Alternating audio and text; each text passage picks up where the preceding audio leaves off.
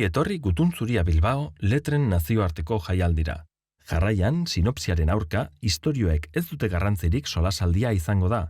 Bob Pop, kazetari gidoilari eta idazlearen, eta Alba Carballal, idazle eta arkitektoaren artean.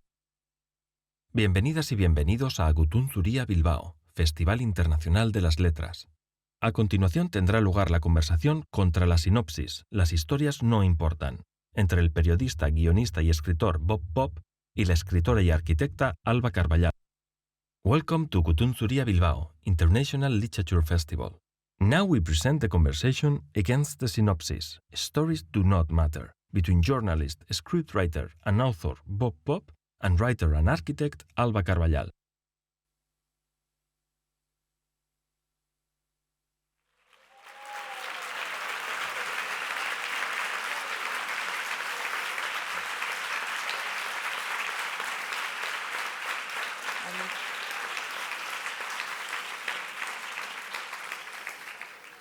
Hola, buenas tardes, bienvenidos, bienvenidas, bienvenides. Qué felicidad estar aquí y, cuánta gente sois. Aquí estamos Alba y yo. Primero quiero deciros que Alba y yo somos amigos y que esto es una charla entre dos amigas que escriben y leen y vais a presenciar en directo de lo que hablan los escritores en la intimidad, que suele ser, uno, mal de otros escritores. Eso siempre es lo primero. Y dos, como de cosas disparatadas. Yo ahora me estaba acordando con Alba. Y dos, bien de algunos, ¿no? Y bien de algunos, sí. Y estábamos recordando Alba y yo que la última vez que nos vimos, hace una semana o así, estuvimos comiendo juntas y luego hicimos una sobremesa y el monográfico fue escritores españoles que te zumbarías. Quiero decir, no fue una cosa gratuita, fue nuestra aportación contra el patriarcado y contra Umbral. Contra Umbral, sobre todo. Básicamente, eso fue nuestra filosofía. Pero cuando nos invitaron a venir aquí, que nos hizo mucha ilusión, entonces, de repente Alba me dijo, ¿de qué vamos a hablar? Yo dije, yo qué sé, nos sentamos y hablamos. Dijo, no, pero habrá que tener un título. Entonces, yo pensé, ¿por qué no hablamos de lo que pone en el programa, de en contra de la sinopsis? De los sinopsis. Voy a hablar claramente. Últimamente vocalizo fatal y no acabo las frases, pero si veis que os parece mal, os levantéis y decís, acaba la frase, maricón, y yo la acabo. Contra las sinopsis y las historias no importan. ¿A qué vamos? No vamos a negar la importancia de la narrativa, de la literatura. Lo que sí queremos hablar es de... Yo llevo un tiempo obsesionado con la importancia de las series televisivas y la fiebre por las series, porque para mí están siendo buenísimas para la literatura. Porque creo que las series y esa obsesión por la historia, por el argumento, por la anécdota, está sirviendo para que entendamos lo que te puede dar una serie y lo que te puede dar la buena literatura. Yo confío, pero con mucha fuerza, en que las series acaben destruyendo los bestsellers literarios. Que los autores de bestsellers desaparezcan, se dedican a hacer guiones y la gente busque en los libros lo que dan los libros, que es pura literatura, que es la que me interesa a mí. Para empezar esta charla, quiero leeros un párrafo de una novela que estoy leyendo ahora mismo, que es una novela estupenda de lo que llevo leído, que es A doble ciego, de Víctor Sombra.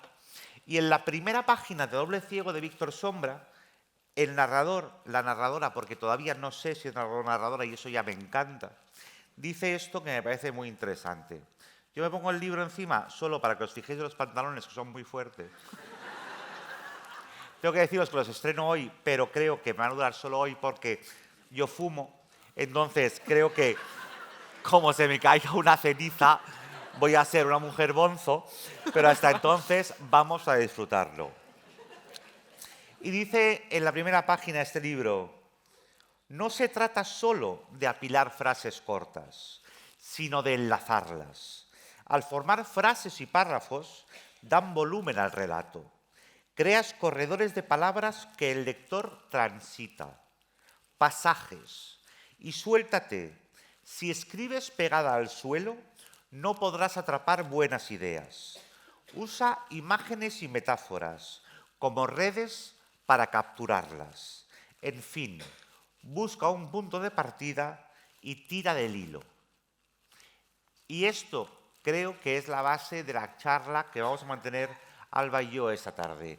Y sin más dilación ni delación, no voy a delatar a nadie, os presento a la grandísima Alba Carballal.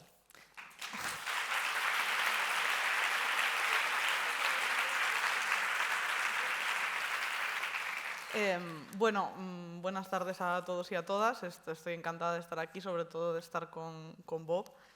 Y bueno, yo voy a hablar contigo, ¿eh? O sea, a mí esta gente me da igual. O sea, me interesó mucho cuando me leíste antes este párrafo de A doble ciego, precisamente porque yo creo que lo que diferencia una serie, y no todas, pero bueno, estas series de las que hablamos, o los bestsellers o tal, de la literatura, al final son los entresijos. Y a mí hay una cosa que me interesa muchísimo que dice él, que es esta cosa de enlazarlas.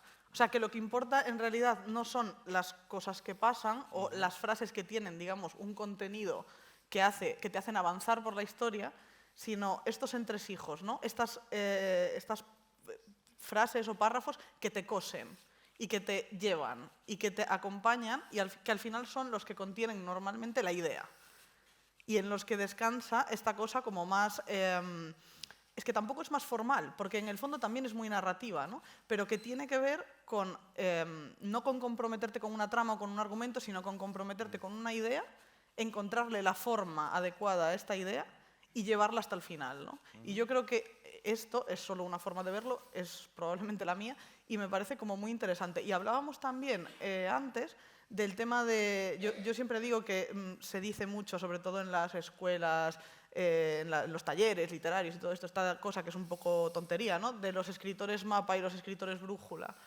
Que son esta cosa como de los escritores que lo tienen que tener todo armado, que es un poco esta cosa de la trama, ¿no? Y los escritores que se van orientando a través del relato. Yo creo que esto es un poco falso, es un poco mentirijilla, y a mí me gusta más una metáfora que me he inventado yo. Bueno, no me la he inventado yo, me he inventado yo la traslación a la literatura. Que, bueno, si hay alguien que sepa de jardines, que me perdone, pero es esta cosa del jardín francés y el jardín inglés, ¿no?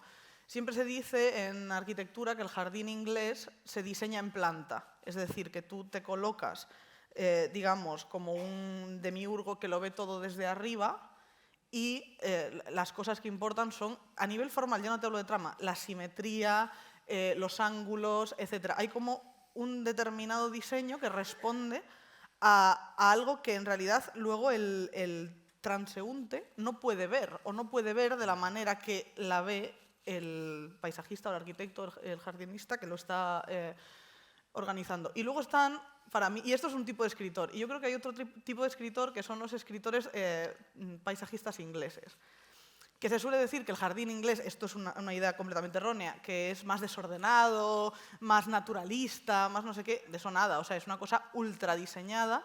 Lo que pasa es que el diseño del jardín inglés responde a la generación de escenas, es decir, a que tú te coloques en un punto determinado, orientado hacia un lugar determinado, y entonces si tú como espectador eres capaz de colocarte ahí y mirar hacia donde el literato, el paisajista o lo que sea te está proponiendo que mires, entonces ahí es donde encuentras la magia, ¿no? Ahí es donde encuentras la escena perfectamente diseñada, la pagoda china en el punto exacto de la colina en el que lo tienes que ver, etc. Y en ese tránsito hacia el lugar que no existe, porque el lugar en realidad, o sea, lo que interesa en realidad es el punto y desde ese punto. Entonces tú empiezas a avanzar hacia un lugar que te han prometido y que no existe porque solo existe desde donde tú estabas, y en ese avance están los entresijos y empiezan a aparecer otras cosas, y para cada uno son cosas distintas, ¿no? Y yo creo que ahí está la literatura, en ese transitar hacia un lugar que te han prometido y que no existe, al que no vas a llegar nunca, porque ninguno somos tan talentosos como para llegar al lugar que en nuestra cabeza pensábamos que iba a ser esa novela fantástica sobre yo que sé qué. Y en ese transitar, sin embargo, te encuentras otras cosas, que suelen ser más pequeñas, pero también más interesantes, creo, ¿no? Sí, a mí me parece una metáfora súper acertada y me encanta y me da mucha rabia que no se me haya ocurrido a mí, pero como te quiero, me parece fantástico que se te haya ocurrido a ti. Fíjate que yo, cuando hablábamos de esta metáfora... ¿Me pones agua, porfa? Cuando hablamos de esta metáfora también pensaba en la valentía que se nos exige como lectores. Total. Yo siempre he pensado que que escribir es mentira y que leer es verdad. Es decir, que yo soy mucho más valiente como lector y me atrevo a entrar en lugares inhóspitos y peligrosos como lector a los que nunca me atrevería a entrar como escritor. Y entonces, pero sin embargo, como escritor necesito cierta valentía, pero esa valentía y ese arrojo me lo dan las palabras. Lo que hablábamos antes de esa búsqueda. Yo, por ejemplo, aborrezco a esta gente que dice, jo, es que tengo la novela en la cabeza. Qué rabia. En tu cabeza nunca hay una novela. Porque no hay nada en tu no hay cabeza, nada en de bueno, en tu hecho. cabeza a lo mejor puede haber la lista de la Sí, compra, pues los números de la primitiva, más, ¿eh? poco más. Poco más. Pero realmente la novela solo se construye escribiéndola. Totalmente. Y no existe la posibilidad de escribir la novela. Hay una tendencia que no es tanto de los escritores, ni siquiera de los lectores, sino de la industria cultural o editorial, que es la gran novela sobre. Que esto siempre es muy peligroso. Yo he venido a Bilbao a hablar mal de Aramburu. Esto ya, quiero decir, hablando de valentía, ole mi coño. Pero cuando a mí Patria es una novela que me espanta, y cuando me hablan de Patria, la gran novela sobre el terrorismo en Euskadi, esta época, tal, y yo siempre digo, a ver, la patria buena es mejor la ausencia de Edurne Portela. Y realmente en una mesa de novedades podrían ponerme las dos a la vez como lo que decíamos, la historia no importa. Por romper una lanza o los años lentos del propio Aramburu. Que O los también años hay. lentos de Aramburu, claro. Pero yo voy a Patria. Es decir, tú lees Patria. Yo voy a lo que voy. Yo voy a lo que voy, que es a que me saquen de aquí a gorrazos. Porque a lo mejor me ahorro el avión. Te mandan. Porque me mandan directamente de una patada. No, pero esto me parece muy importante. Es decir, mejor la ausencia de Portela me está contando la misma historia en una época similar y, sin embargo, nadie la selló con la novela definitiva sobre la violencia en Euskadi. Y, sin embargo, es mucho más novela definitiva. Sin embargo, hay una paradoja muy interesante y es que la serie Patria es mucho mejor que la novela Patria. Porque, de repente, la historia que me está contando está elegida el punto de vista, la narrativa, todo mejora esa literatura. Porque tengo la sensación de que a veces en literatura nos dejamos llevar por el hecho de, venga, que la gente entre y se deje llevar. Pero tú como autor no te has dejado llevar. Has ido ahí poniendo trampas o incluso cebos para que la gente cayera y no hay una verdad ahí. Por eso yo no me interesa. Yo odio la pregunta, le digo a alguien, estoy leyendo no sé qué, y la pregunta ¿de qué va? Me parece como de bofetada. Y como autor, estoy escribiendo algo, ¿de qué va? Es que no sé de qué va.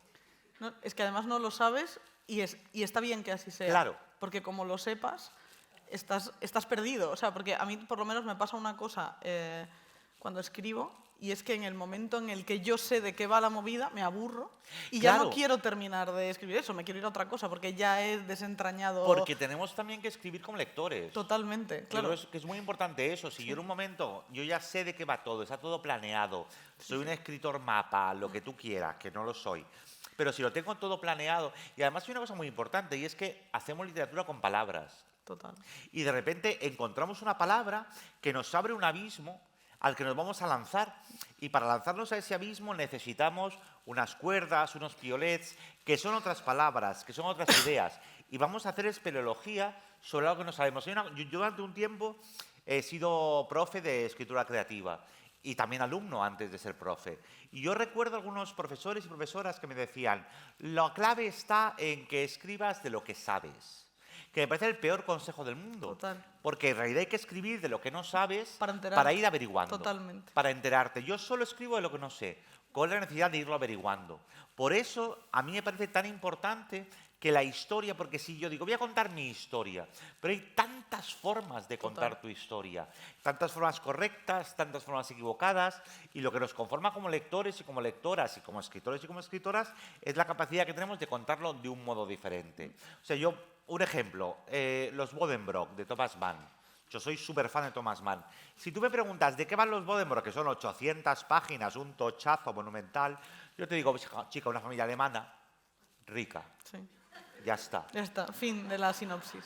Vale, pero es que Thomas Mann escribe un análisis de la situación, de los personajes, de la mujer en ese momento, del patriarcado, todo de las esto clases contado. sociales desgranado Claro. completamente. Y entonces la historia es lo de menos. O sea, y que es otra cosa de la que hablamos Alba y yo cuando planteamos esta charla, y era, tía, tú no odias cuando te mandan de tu novela el texto de contracubierta, que alguien de la editorial se ha leído y ha decidido que eso es lo que tiene que leer el lector o la lectora para comprarse tu libro. O sea, yo cuando leo los textos de contracubierta de mis libros pienso, ¿qué he hecho? ¿Qué he hecho? Soy un Soy una asesino. estafa. Soy una estafa, soy un fraude. Sí, sí, soy un fraude, tal cual. O las... Uah, eso es un temazo. Las fajas. Uf. No a las fajas en general. No a En las la fajas vida- en general, ni en los libros, ni ni en la vida, en nada. O sea, basta. Es que hasta como puntos de libro son malas. Es que son odiosas. Es que bueno, en fin, por cerrar el tema de Patria, Sí. no quiero yo como hacer leña del árbol caído, pero creo que lo que aporta de bueno la serie es precisamente esto de lo que estabas hablando. Creo que el autor o los guionistas son capaces de abstraerse, por supuesto la base está en el libro, pero de abstraerse de aquello que están adaptando para volcar ahí sus propias obsesiones y para volcarlas desde el desconocimiento, es decir, desde la pregunta, que a mí me parece en general central en casi todo lo que, por lo menos lo que yo hago, que es el por qué. O sea, el por qué te obsesiona esto. O sea, ¿por qué estás escribiendo algo ambientado aquí? ¿Por qué te has ido a este lugar? ¿Por qué este personaje es de esta manera? Y de hecho, hablando de personajes, lo que pasa en Patria es que los personajes en la serie crecen muchísimo. Y de repente tienen otras obsesiones, otros puntos de vista que plantean, que hacen que la serie sea muchísimo más poliédrica, ¿no? Y yo creo que ahí es lo que hace que la serie eleve la historia. Porque la historia está al servicio. Decía, odio dejar las frases a medias, pero bueno, decía, yo lo hago todo el rato. Tú lo haces todo el rato. Decía Stephen King esta cosa de que él ponía el escritorio en un rincón de la estancia y no en el centro, porque el arte debería estar al servicio de la vida y no al revés, ¿no? Que esto es una cosa que me ha parecido siempre muy bonita. Y yo creo que aquí pasa un poco esto. O sea, que digamos que los autores de Patria han sido capaces de poner la serie y la historia, que es lo de menos, al servicio de algo más importante, que es la búsqueda de los porqués, ¿no? Y de ahí surge la emoción. No es una emoción prefabricada o buscada o tal, sino que al final en esa búsqueda encuentras como momentos de emoción o de tal, pero no son prefabricados. Y yo creo que eso se nota muchísimo, ¿no? Es que además has mencionado de Stephen King, que para mí, yo debo decir que cada año que salen las quinielas del Nobel y todo el mundo quiere que se lo dé a Murakami, yo odio a Murakami también. Yo vengo aquí también a hablar mal de Aramuro y mal de Murakami. Nosotros de bestsellers salvamos a Stephen King. Solo a Stephen King. Que los escriban todos, por favor. Por favor. Y en Stephen King hay algo de autenticidad, Total. de trabajo. Las historias son fantásticas, pero podrían ser siempre la misma. Sí, da igual. Realmente, y es un lugar opresor donde alguien está viviendo de un modo conflictivo su soledad o sus traumas y cómo lo resuelve, a veces quemando gente viva y a veces matando matándola. señoras. Bueno, pues me parece muy bien. Sí. Pero fíjate, luego hay otro escritor que me gusta mucho, también autor de bestsellers, que es John Irving. Pero John Irving se le nota la frialdad en su escritura porque John Irving trabaja con investigadores. El gran problema de cuando nos pase, Alba, vamos a recordarlo, de cuando eres un escritor o escritora de bestsellers y estás forrada y tienes una gran mansión, acuérdate de eso cuando nos pase. Muy importante. Tú tienes a tu servicio a un montón de investigadores, de gente que dice, yo quiero saber cómo funcionaban, pues lo que hizo Philip Roth, por ejemplo, en La Mancha Humana. ¿Cómo funciona una fábrica de guantes? Explícame el funcionamiento. Entonces llega alguien con un informe, te lo cuenta y tú eso lo transcribes. Pero vamos a ver, perdón por interrumpirte. Interrúmpeme todo el rato, porque si no, no voy a parar. Pero ¿para qué quieres tanto dinero si no puedes ser tú el investigador? Pregunto, ¿eh? Porque Pues- yo lo que quiero es escribir una novela cada 15 años Claro, pero es que... y dedicarme los 14 primeros a investigar la movida, Mira, Alba, ¿sabes? O sea, esa casa que nos hemos comprado en Maine vale un mineral. Con lo cual, o sacamos un libro al año o no pagamos la hipoteca. pero entonces no eres bestseller de verdad, ¿eh? Claro, porque es que aquí estamos hablando mucho de literatura, pero en realidad aquí hablamos, como siempre, de dinero. pasta. Siempre, todo es dinero. Es decir, hablamos de la pasta. Entonces, ¿cuál es el problema? John Irving es un muy buen escritor, tiene muy buenas ideas de historia, pero su narrativa es de robot. porque le van llegando una serie de inputs, de informes, de un montón, lo coloca y es muy apañado colocándolo. Pero al final ves las tripas y ves los hilos. Que es otra cosa de la que quería hablar, más allá de que quiero que le den el Nobel de Literatura a Stephen King, por favor, y Murakami, que Murakami para mí es Paul Auster Runner. O sea, tú a Paul Auster le pones un chándal, dices a correr y es Murakami. Entonces, una cosa que España tiene que saber y Bilbao más. Pero a lo que vamos a ir, también me interesa mucho y es por qué a estas alturas del siglo XXI seguimos escribiendo novelas. Porque ya hemos descubierto que la idea por sí sola es un tuit. Sí. Con lo cual, hija, tienes un tuit bueno, no hace falta que lo alargues en una novela. Que esto pasa un poco también con los buenos poemas. Por ejemplo, Que ¿por de qué re- escribes es como, poesía? Si tú eres capaz... o sea, yo he leído novelas que contienen una sola idea, que está bien desarrollada y tal, pero que luego he leído un poema de 10 versos de quien sea, y he dicho, pues si ya lo he hecho en 10 versos, y no me ha estado entreteniendo aquí 2 semanas con esta historia. Pero tiene que ver también con la industria, con el formato Total. industrial. Pero me parece muy interesante que cuando te enfrentas no a la página en blanco, sino al formato, entendamos que no nos podemos enfrentar al formato como en el siglo XIX. Es decir, que es que ya hay... Primero, es que además es que estamos ya en la inteligencia artificial. Yo creo que todo este proceso de tener una buena historia y completarla y demás se puede hacer perfectamente con inteligencia artificial porque no hay experiencia, no hay búsqueda de la palabra, no hay ese seguir el hilo del que habla Víctor Sombra en su novela. No, y por ejemplo, si tú... creo que hay una experiencia como lector que es muy desagradable, que es cuando un autor quiere esconder las tripas y tú se las encuentras, pero hay una experiencia contraria a la que creo que todavía no ha llegado la inteligencia artificial, que llegará, pero todavía no ha llegado, que son, esto me lo acabo de inventar, las metatripas. Es decir, ese momento en el que tú como autor decides sacar las tripas por fuera, te marcas un Pompidou de París y dices, no, yo esto te lo voy a contar. Y te voy a contar por qué, ¿no? Y de repente aparece un narrador o una narradora visceral, juzgador, asesino casi de la propia novela y de la propia historia, que es capaz de contarte por qué está escribiendo eso, por qué utiliza los recursos que utiliza, es casi metaliterario, ¿no? Y a mí, los autores que son capaces de hacer esto bien, me interesan. A mí también. Por ejemplo, Sirius Beth en sus buenas novelas lo hace muy bien, y yo es un recurso que, lo digo aquí, le estoy copiando un poquito. Muy bien. Porque es una cosa que yo hago mucho, lo de saquear la mazmorra, ¿sabes? Claro.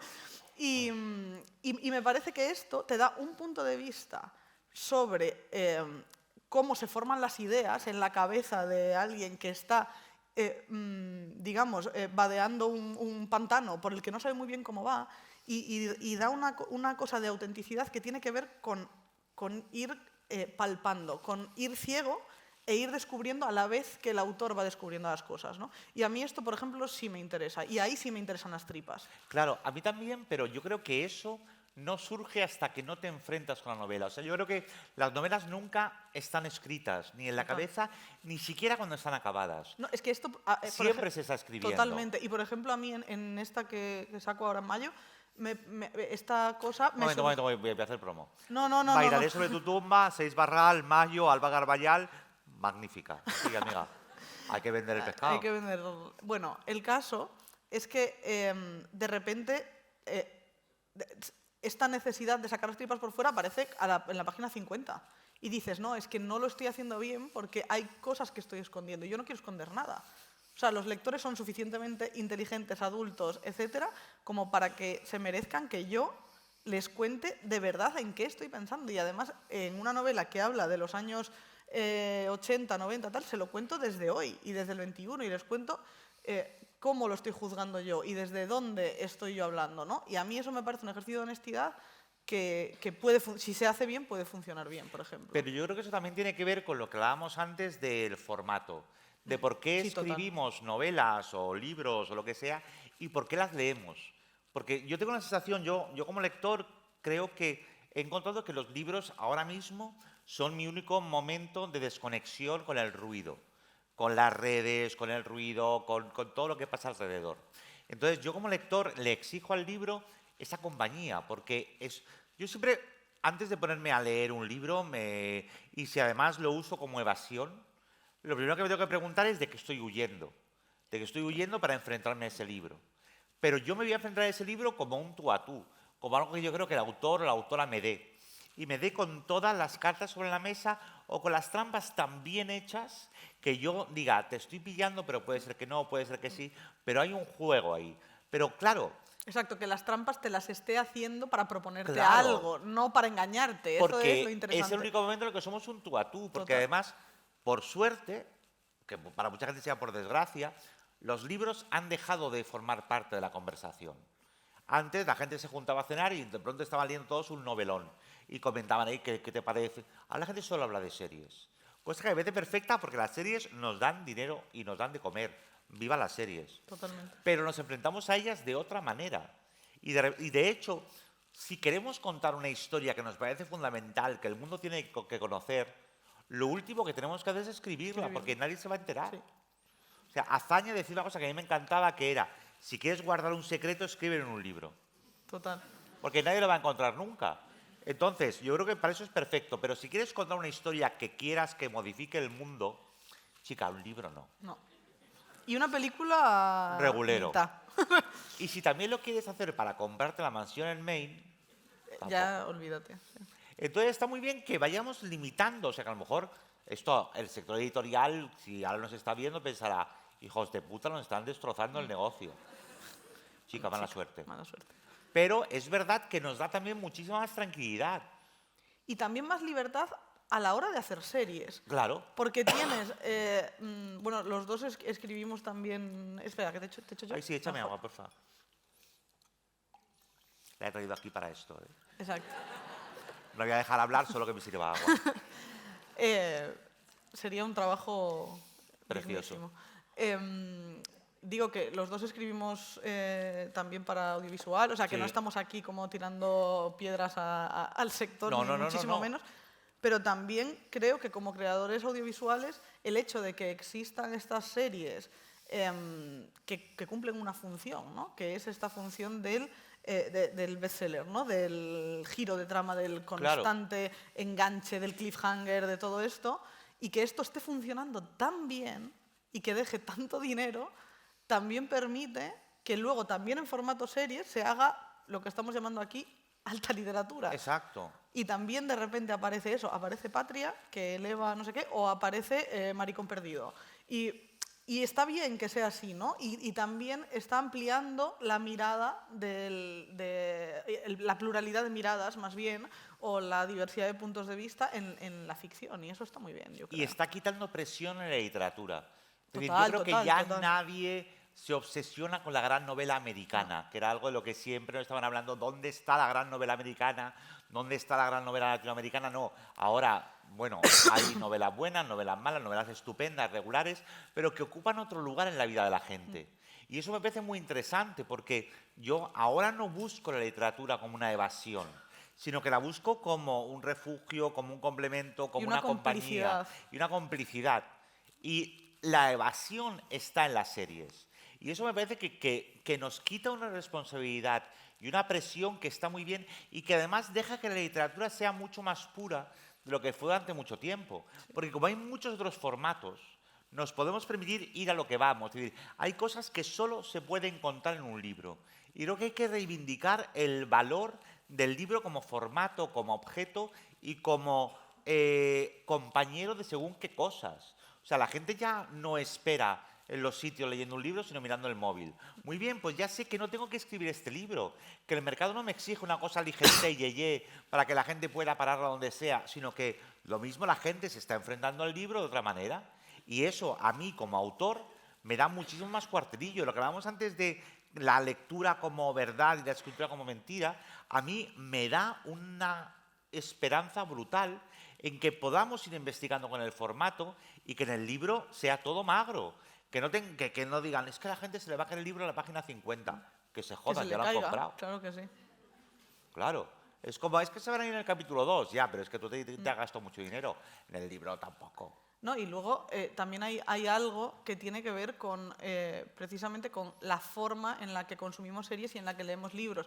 Y creo que tanto la conversación digital como el propio acto de ver series esté tantas veces asociada a la compañía cibernética o a la compañía de tu pareja, de tu colega con el que estás viendo no sé qué, convierte la lectura, que ya lo era, en un acto muchísimo más solitario, más onanista, que tiene más que ver como con la introspección y con esta cosa como tántrica que es lo único que vamos a reivindicar aquí de Sánchez Dragó, ¿no?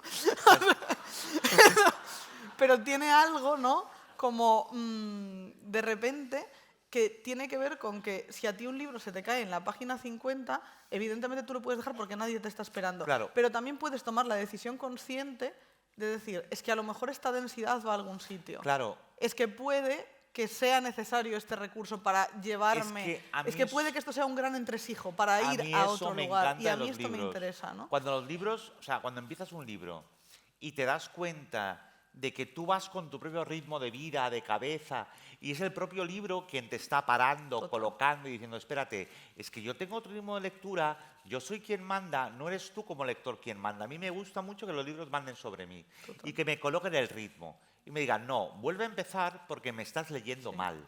O solo vas a leer 3 páginas Exacto. hoy, porque no... Hoy solo te voy a dar 3 páginas porque esto no es para atracón, esto no es un libro de bulimia, sino es otra cosa. Y o que sea un libro de bulimia, ¿eh? Claro, que de pero repente... que cada uno me diga por dónde voy, yo eso me lo estoy dicen los leyendo libros. ahora mismo El que viva la música de Caicedo y eso es un libro completamente bulímico. Absolutamente. O sea, eso tú te lo comes entero, luego lo vomitas y te lo vuelves a... a... la música de Caicedo? No lo sabía. Sí, sí. Gracias a Miki parece? Otero.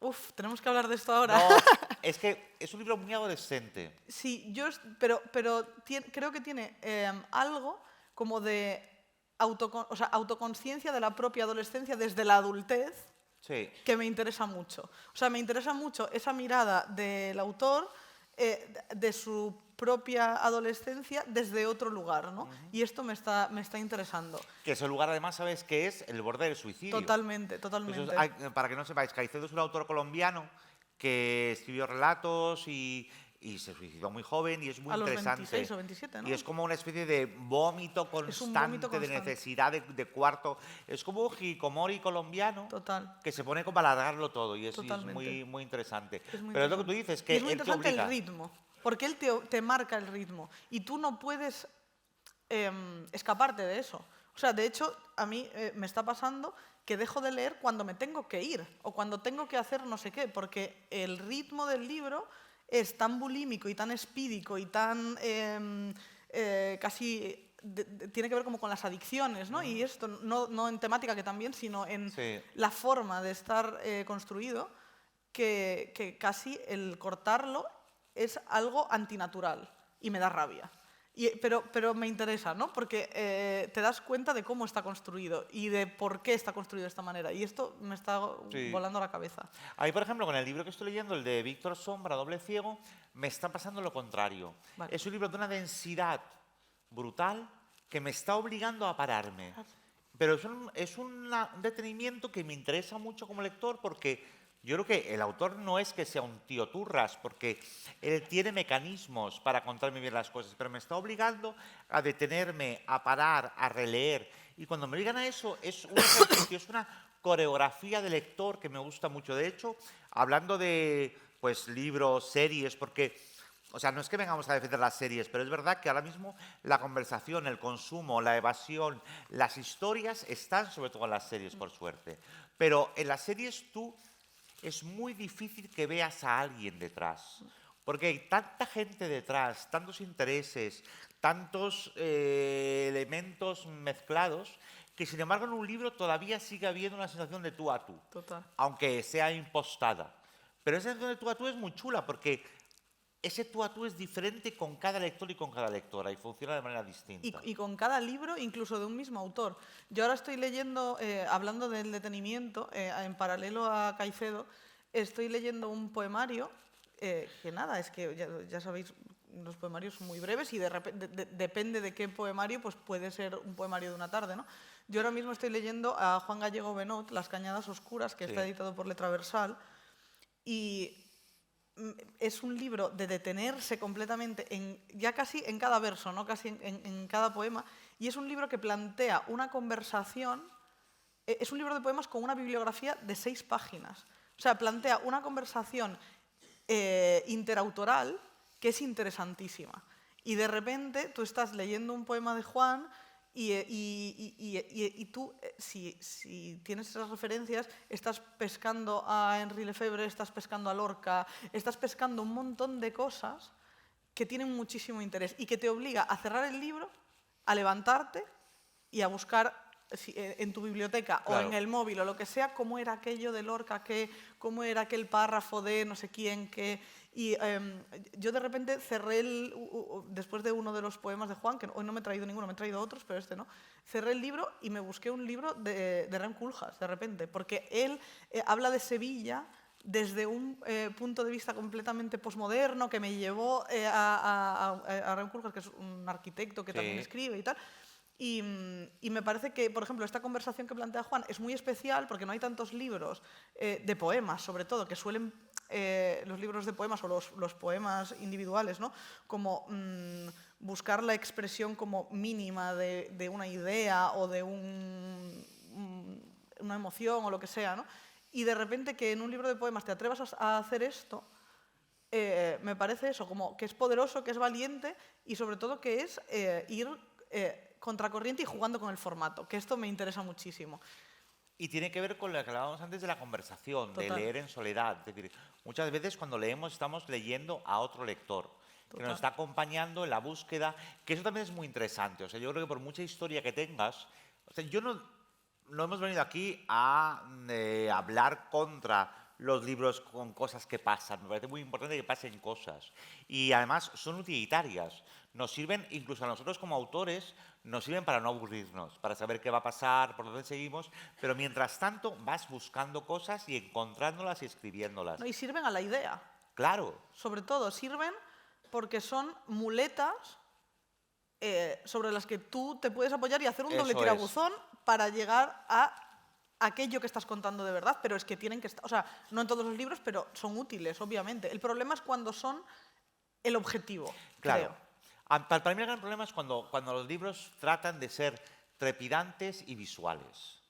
Yo odio los libros trepidantes y visuales, porque para eso están las adaptaciones. Yo creo que el trabajo de un autor o de una autora es construir un artilugio literario, algo donde las palabras sean las que mandan. Es que no es lo mismo enfrentar... Las palabras y la estructura.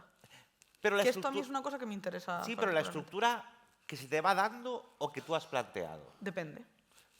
Tú, por ejemplo. Claro, yo, por ejemplo, en este último libro del que no volveremos a hablar, la estructura es un a priori.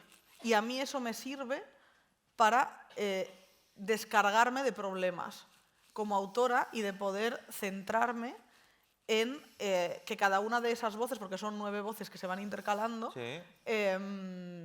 tenga sus propios recursos, pero está constreñido desde el principio. Y esto me da un marco que a mí me sirve y que creo que es interesante por sí mismo. A mí cuando hay...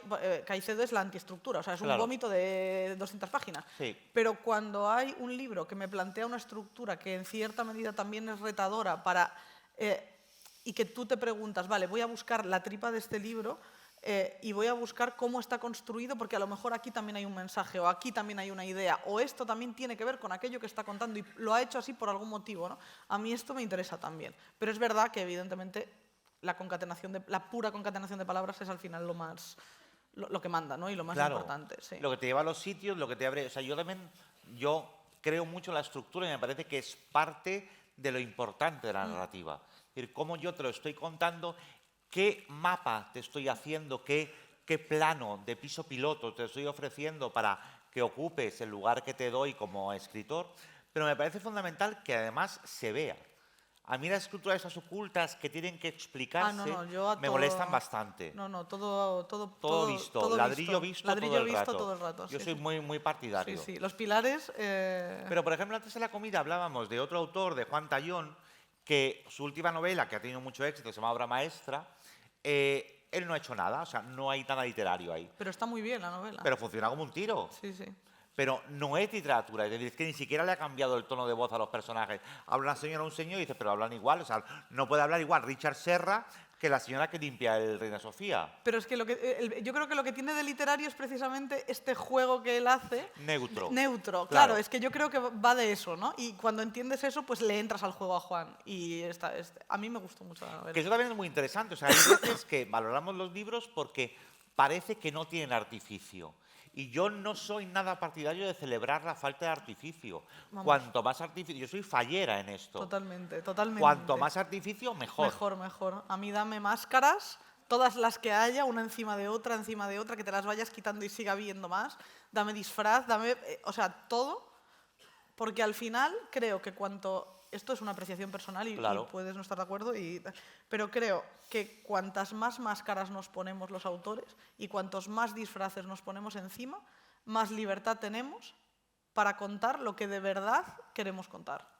Voy a ir más allá, veo lo tuyo y te digo, cuantas más máscaras nos ponemos, más verdad contamos. Totalmente. Porque habla mucho más de nosotros lo que inventamos para protegernos. Totalmente. Que lo que eso, somos. es justo eso.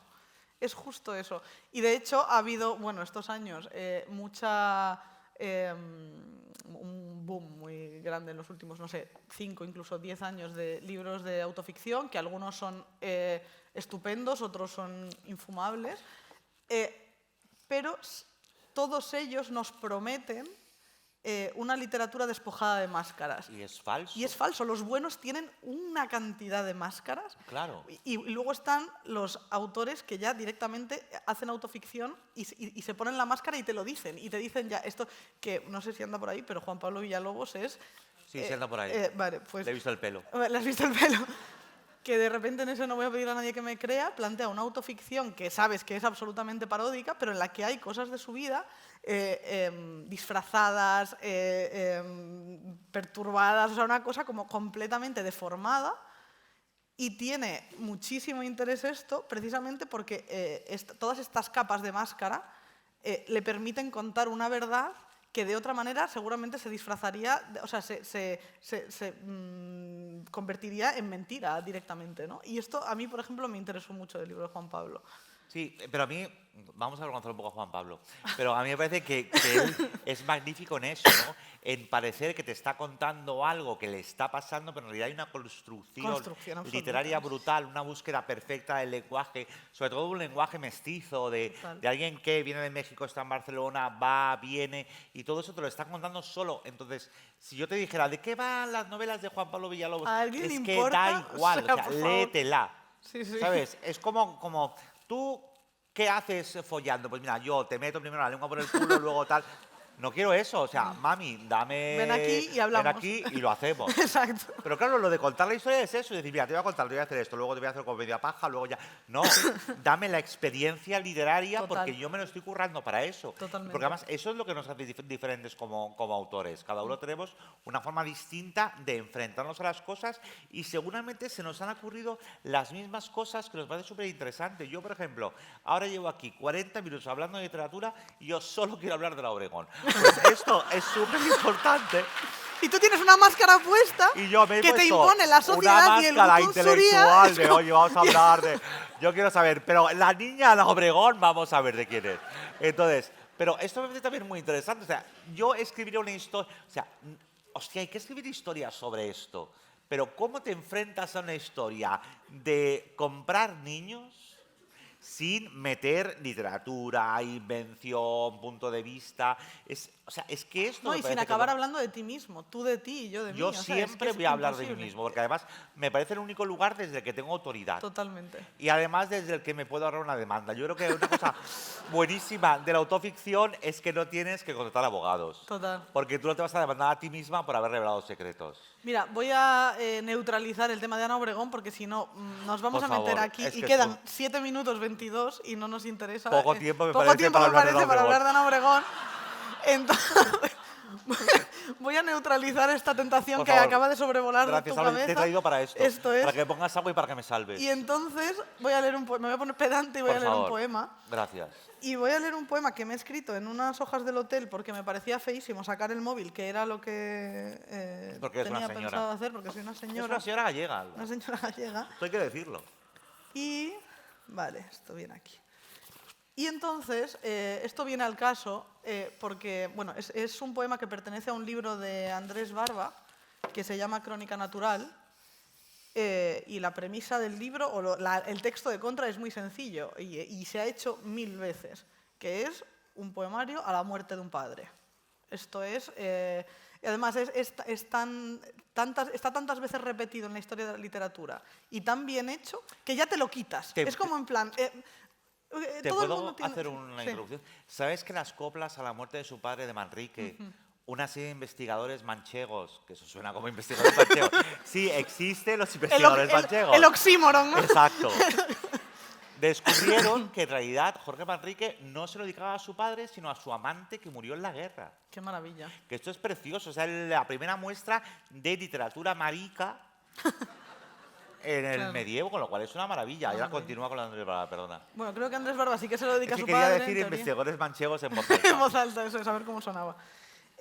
Y el caso es que lo he traído porque me parece un ejemplo perfecto de una historia, porque es un poema súper narrativo en el que y súper autoficcional, en el que te está contando una historia que él tuvo con su padre, un momento en el que su padre le echó una mano, tal. Y me parece un ejemplo perfecto de cómo esa historia está al servicio de la idea. Y está al servicio de algo que, sin dejar de ser, de pertenecerle a él y a su intimidad, se vuelve de repente universal y todos nos podemos ver reflejados con alguna figura, igual no paterna, pero sí, digamos, un referente, una figura de autoridad o lo que sea. Y creo que es súper universal desde lo pequeño y desde la historia. Y la historia está al servicio de esto, no al revés, que es lo que a mí me molesta a veces. Entonces, bueno, os lo voy a leer y luego tú lo comentas cuando lo acabe de leer, ¿vale? Vale, me encanta. No me dejes como en plan, Hago oh, comentario de wow, texto. ¿sabes? Exacto. Vale. Bueno, soy muy mala lectora en voz alta de poesía, así que perdón, Andrés. El poema se llama Traslado y dice así. ¿De dónde venía y a dónde iba yo? De un amor de guardilla a tu antigua casa recién pintada. Como un solitario que estrena un hogar en el que otro ha sido feliz, me abatía la luz blanca de las habitaciones, la estantería de obra, los electrodomésticos pequeños y nuevos de uso individual. Habías venido al rescate más que como un padre, como un camarada, con furgoneta y nocturnidad, en pleno centro de Madrid. Me ayudaste a cargar el colchón, las cajas de libros, las maletas. Te recuerdo en la calle Bailén, en el Palacio Real. Tu presencia hacía que me sintiera muy joven. Cualquier mujer podía ser mi amor, cualquier casa mi casa. Me contaba mis aventuras mentalmente, como prodigios que sucederían con seguridad. Trataba de parecer resuelto. No sé cómo lo habilitabas todo. Tu vida era el peso de las cajas de libros. Me gustaba que me vieras disconforme, decidido. Actuaba en lo recóndito para mi padre. Las dejamos todas en la casa nueva, ya de noche. Al día siguiente nos esperaban allí, impregnadas del olor a pintura. Eran, qué sé yo, unas 20. En la sombra de la noche parecían más. Tú preguntaste con orgullo, ¿los has leído todos? Yo mentí con altivez, claro. Los ordenamos luego por idiomas. Los ingleses, los franceses, los alemanes, los italianos, los portugueses, los rusos, los españoles. Sacabas un libro de la caja, leías la contraportada y lo llevabas a un montoncito. Me daba miedo cada vez que te equivocabas. No quería saber más que tú. Me encanta. Venga, este poema. Es que es buenísimo, precisamente porque parece que te está llevando por un lugar, ¿no? O sea, te está llevando como por esta historia, por una ruptura, por un padre que te echa una mano, por la camaradería que se construye ya en la adultez con un hijo, ¿no? Y te lleva por sitios que son interesantes, pero que al final están al servicio de la idea última y que sin la historia previa no se entiende la idea última. O sea, es el número de versos perfecto y de palabras exactas para que esto funcione, ¿no?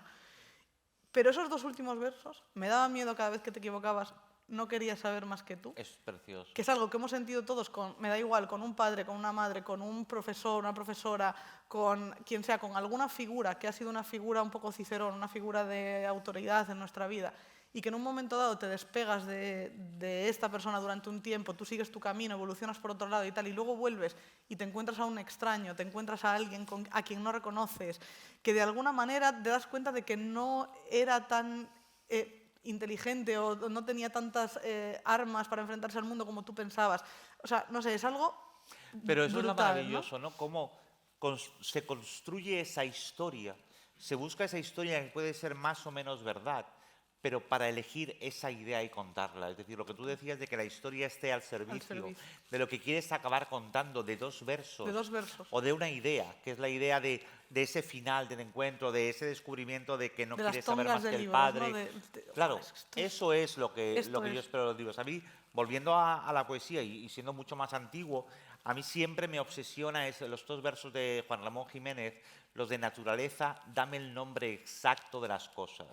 Qué fuerte. Porque eso, para mí, es la escritura, esa necesidad constante de buscar el nombre preciso de lo que quieres contar. Porque además solo esa búsqueda de verdad, aunque sea muy demasiado exigente con uno mismo, incluso presuntuosa, es lo que nos lleva ahí.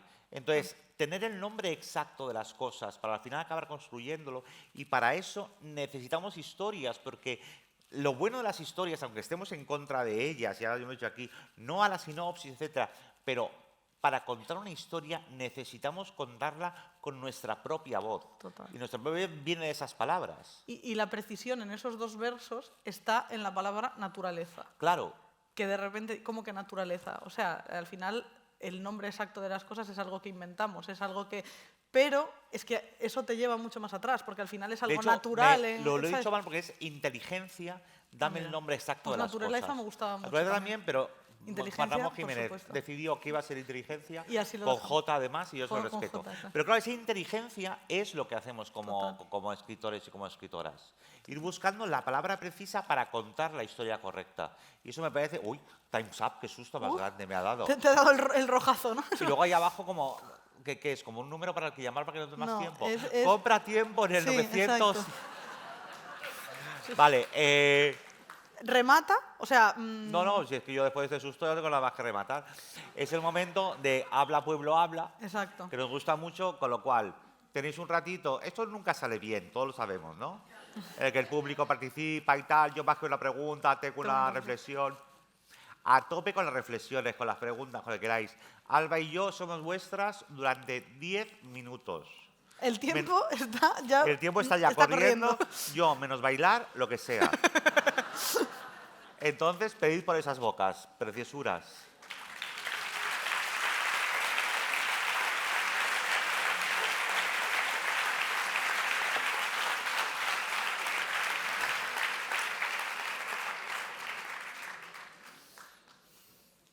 ¿Alguna pregunta, por favor? No nos dejéis así, como si hubiéramos sido un fracaso.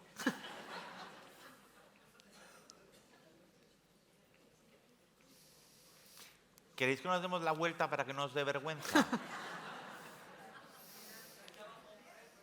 Ay. Digo, si no, joder, los amigos, Hay ¿no? una, A que hay digan una algo. señora de azul estupenda en la fila 2 en medio. Quiere preguntar. Opinar. Bueno, primero, gracias. Ha sido divertidísimo la charla entre los dos. Y yo creo que ha sido una lección de escritura por todas las cosas que habéis dicho. Seriales, palabras, historias. Maravilloso. Y luego, bueno, como pregunta, sí, que nos habéis metido un poco la curiosidad de las series. ¿Qué series en estos momentos? Ya sé que os comprometo, pero bueno, algunas series que os hayan gustado, que no. Y lo de Patria, pues bueno, estoy de acuerdo con vosotros. Esto es lo más importante. Venga. De todo lo que se ha hablado aquí. Sí. Bueno, yo voy a recomendar como con un fervor casi adolescente División Palermo. ¡Hombre! Por favor, que vea todo el mundo División Por favor. Palermo y que aprenda lo que es la comedia en general. Pero que hay fija- mucha gente que le vendría muy Pero bien es muy esto. interesante. No sé si conocéis División Palermo, que es una serie argentina. Está en Netflix, ¿no? Está en Netflix, pero si no lo habéis visto, pero hay una cosa de la que yo siempre me obsesiono a la verdad de División Palermo, la premisa es muy absurda, es como que la policía de Buenos Aires elige a una división de barrio de gente que tiene que tener algún tipo de discapacidad o de exclusión social. Entonces hay un judío, un enano, una en silla de Es una ruedas, maravilla. de todo. Lo fascinante es que la serie está llena de chistes de humor negro, pero construidos desde el conocimiento. Igual que hay una separación entre la poesía de la experiencia, la poesía del conocimiento, y ahí era una época muy reaccionaria en la que una serie de señores, sobre todo, hablan de que ya no se pueden hacer chistes sobre nada, y División Palermo Hace chistes sobre muestra que absolutamente se puede hacer chistes de todo siempre y cuando no hagas chistes de otros chistes, sino que hagas chistes de la experiencia, De la verdad. de la verdad. Total. Y es una serie que sobre todo habla de cómo hay una relación muy íntima entre humor y verdad. Yo creo que se puede hacer chistes de todos, porque además hay chistes de una muchacha en silla de ruedas que son maravillosos, que la mueve de un lado para otro. Es que es una fantasía. A mí me parece delirante y delicioso. ¿Por qué? Porque la sensación que tienes como espectador en silla de ruedas es que alguien te ha visto. entendido. Alguien te ha visto, te ha entendido. Y para hacer el chiste ha analizado cómo te sentías. Y eso muchas veces compensa todo el horror que has vivido. Y para eso está el humor. Con lo cual, División Palermo a tope. Y cualquier literatura que haga humor salvaje desde el conocimiento y no desde el chiste de segunda mano, Total. lo defiendo a muerte. ¿Alguna más que quieras recomendar? Mira, yo es que ahora estoy viviendo en Alaska, porque estamos en Doctor en Alaska a tope, y madre mía, qué delicia. O sea, es que hace 30 años de esa serie. Es fuerte. Y es la modernidad en un tiempo en el que no se hablaba de diversidad, y ahí no se tiran el moco, es que es todo verdad también. Todo verdad, sí. Es fantástica, y además yo a las series siempre les pido una cosa. Maridito y yo siempre decimos que nosotros no vemos series, sino que pedimos asilo político en series. Claro. Entonces, nosotros hemos pedido asilo político en Alaska. Alaska, y tenemos el pasaporte, tenemos el gorro de piel, Claro. cenamos alce cada noche Sí, en que el te, sofá, tal cual. todo. Que te propongan como otras vidas posibles. Claro. Que no son posibles, por supuesto, pero bueno, jugamos a esto y Sí, nos parece bien. Sí. y que además te obliguen a pensar por qué estás buscando refugio. Sí. Porque a mí las series me sirven pues para entretenerme, fíjate, para saber que hay un momento en el día en el que sé lo que piensa mi marido y él sabe lo que pienso yo, porque estamos viendo lo mismo. Es como un punto Lo que de hablábamos encuentro. de conexión. Claro, esa conexión. Pero también me sirven para cuando dejo de verla, digo, ¿por qué tengo tantas ganas de verla? ¿De dónde quiero huir? Sí. Y eso también me obliga a hacer literatura, aunque sea íntima y personal y en voz bajita. Total. Que aquí cuando vamos a hacer literatura parece que estamos todo el rato escribiendo, ¿no? Lo que menos hace uno como escritor o como escritora es escribir. Estás todo el tiempo ahí preparando la colada y luego ya escribir es la plancha. Pero tú has lavado, has secado, has centrifugado, le has puesto el suavizante y luego ya planchas y se lo das Además, al editor. está muy bien la metáfora de la plancha porque es lo que más pereza da. Claro. Es como lo Porque que no quieres hacer en tu nunca. cabeza ¿sabes? dices, no, ahora está la lavadora trabajando, ahora está la secadora, pero Como dices, yo- ahora tengo que planchar Yo yo. desconfío mucho de los escritores que dicen que les encanta escribir. Es como, Yo no me lo creo. es verdad, eso no es verdad. No te Yo tires no me lo el creo. pisto, no me lo creo. Bueno, a no ser, yo qué sé, Algo por un terrorista por ahí. que escriban... No, es que a nadie No, le gusta escribir. no. Escribir, además, es muy solitario Total. y muy aburrido. Haber escrito es lo guay, Ahí, pero escribir... yo no sé qué es lo que me gusta, porque no me gusta ni escribir ni haber escrito. A mí me gusta hablar contigo. Ya, y a mí, Eso es lo que a mí me gusta. pues montamos una gira, Tal cual. una gira mundial yo y creo que así. deberíamos. Pero es que yo tengo la sensación de que esta charla contigo para mí es escritura. Totalmente. Para mí eso totalmente, también es escribir. Totalmente. Hablar con gente también es escribir. Por eso cada vez reivindico más los encuentros personales y esta clase de eventos y de hacer comunidad, porque así estamos escribiendo también. Sí, bueno, déjale a la gente preguntar porque quedan 3 minutos y medio y Oye. estás tú aquí. No, tú. ¡Guau, cómo eres! Vale. Preguntad más, que dice Alba que habléis. Si hay alguien, si no, tú y yo tiramos. ¿Ves? Mira, me has cortado para nada.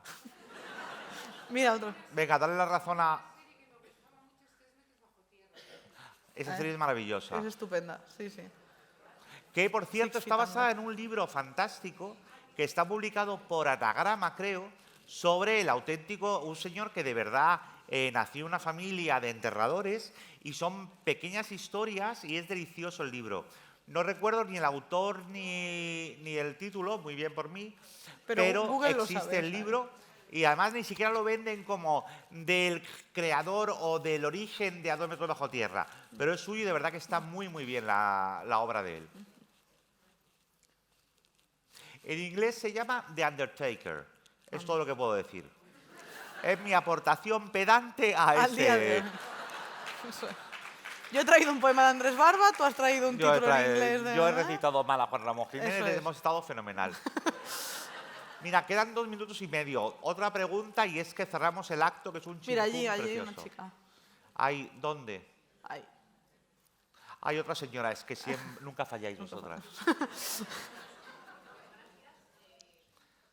Espera, que te enciendan el micro, amiga. No se oye, ¿verdad? Ay, perdón. Ahora sí. Lo primero, muchas gracias. Hablabais antes de máscaras en literatura y a mí me surge desde la más profunda humildad saber si es posible hacer una literatura donde realmente esté desprovista de algo personal, donde sea posible la más absoluta ficción. Me resulta, creo que imposible, precisamente porque solamente puedes hablar desde tu yo, ¿no? Como autoridad personal, como decías, Bob. Sí. Entonces, si queremos escapar, o insisto, esto es una opinión muy personal, de lo que fuere a través de la lectura, me parece que de alguna manera es posible que esa literatura sea totalmente ficcionada, es decir, el autor puede realmente, o sea, quitar parte de sí mismo, o sea, su pequeña impronta en esas letras. Pues Gracias. mira, yo te voy a dar un ejemplo de un autor que a mí me encanta y que además yo creo que no solo no pone de sí mismo, sino que él se inventa su propia autoría, su propio personaje en cada novela que escribe. Y es Gonzalo Torné. Total. Para mí hay algo fascinante en Gonzalo Torné, que es un grandísimo escritor, que por cierto, ahora vive en Donosti, que yo no lo sabía, ¿De verdad? que me he enterado este fin de semana. Pues Gonzalo Torné, en cada novela que escribe, se inventa a sí mismo como autor. Y no sé dónde está él, porque yo, que he leído todas sus novelas, ya no sé quién es Gonzalo Torné y es mi amigo. Pero una cosa es que no lo sepas tú, que a mí esto es lo que me... al final es una superposición de máscaras. O sea, Gonzalo es experto Es brutal. en crear máscaras. Además, normalmente los que escribimos nos ponemos las máscaras que vamos pudiendo. O sea, que las que más o menos... Es que él la construye, Él la construye antes de ponerse a antes de escribir. ponerse a escribir. Esa es la sensación que a mí como Sí, lectora de a mí Gonzalo me también. da. Pero con respecto a lo que preguntaba ella, yo me pregunto hasta qué punto esto es un recurso que le sirve para contar la verdad.